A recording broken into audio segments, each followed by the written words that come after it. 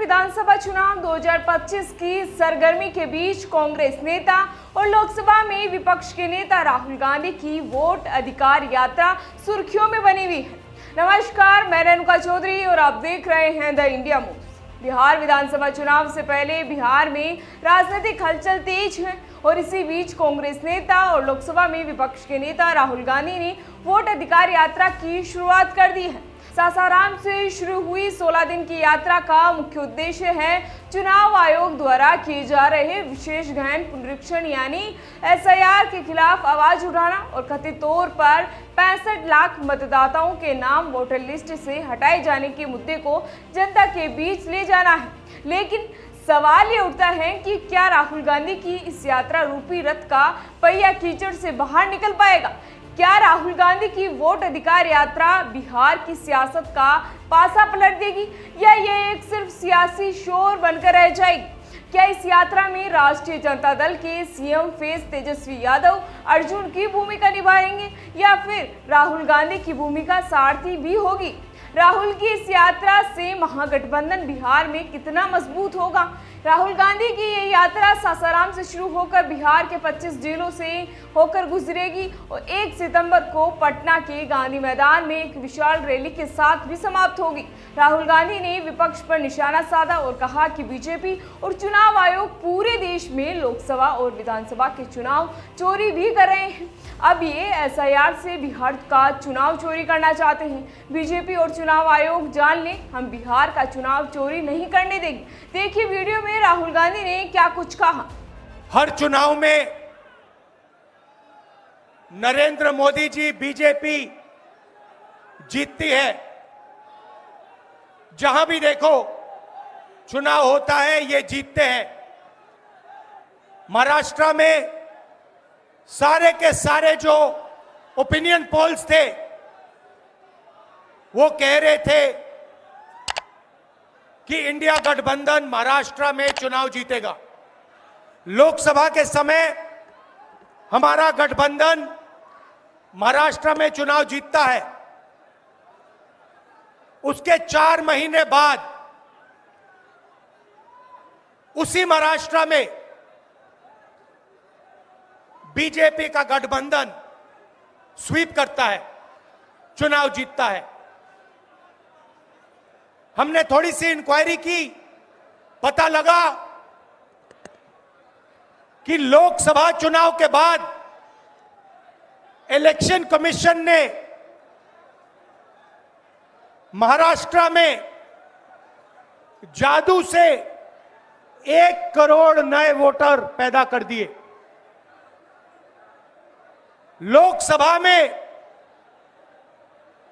और विधानसभा में 1 करोड़ वोटरों का फर्क था। और भाई और बहनों, जहां भी ये नए वोटर आए वहां पर बीजेपी का गठबंधन जीता। हमारा 1 वोट कम नहीं हुआ। हमारे गठबंधन को जितने वोट लोकसभा में मिले उतने ही वोट हमें विधानसभा में मिले।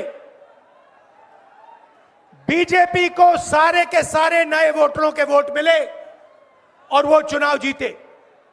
हमने शिकायत की, इलेक्शन कमीशन से कहा, उनको कहा हमें वीडियोग्राफी दिखाओ। इलेक्शन कमीशन ने मना कर दिया। उसके बाद हमने इंक्वायरी शुरू की। कर्नाटक में 1 लोकसभा 1 विधानसभा में हमने इंक्वायरी शुरू की। सारे के सारे रिकॉर्ड निकाले और एक रिकॉर्ड को दूसरे रिकॉर्ड से कंपेयर किया। भाई और बहनों, पता लगा कि एक विधानसभा में 1 लाख से ज्यादा वोट चोरी हुए और इन वोटों के कारण लोकसभा की सीट कर्नाटक में बीजेपी जीती। वहीं इस यात्रा कार्यक्रम में राजद नेता तेजस्वी यादव ने कहा कि लालू और लोहिया हमेशा कहते रहते हैं कि वोट का राज मतलब छोट का राज।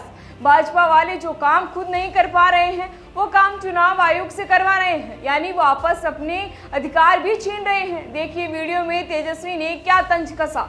लालू जी हमेशा से कहते रहे हैं वोट का राज मतलब छोट का राज,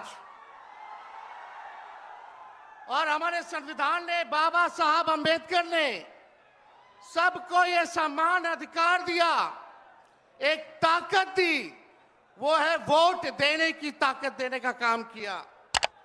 चाहे कितना गरीब से गरीब क्यों ना हो, कमजोर क्यों ना हो, अमीर से अमीर क्यों ना हो, ताकतवर क्यों ना हो, सबको एक वोट देने का अधिकार जो है हमारे संविधान ने देने का काम किया।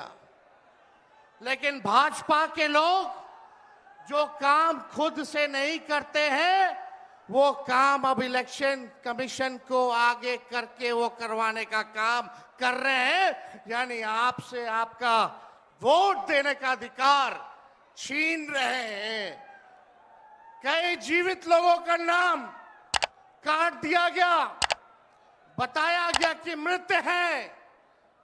हम लोगों ने सुप्रीम कोर्ट में राघोपुर की जनता, जो विधानसभा से हम चुन करके आते हैं, कई लोगों को मृत्यु पा दिया गया है। जो लोग जीवित हैं उनको हम लोगों ने सुप्रीम कोर्ट भेजा, पेश किया कि इलेक्शन कमीशन कितनी बेईमानी कर रही है मोदी जी के इशारे पर।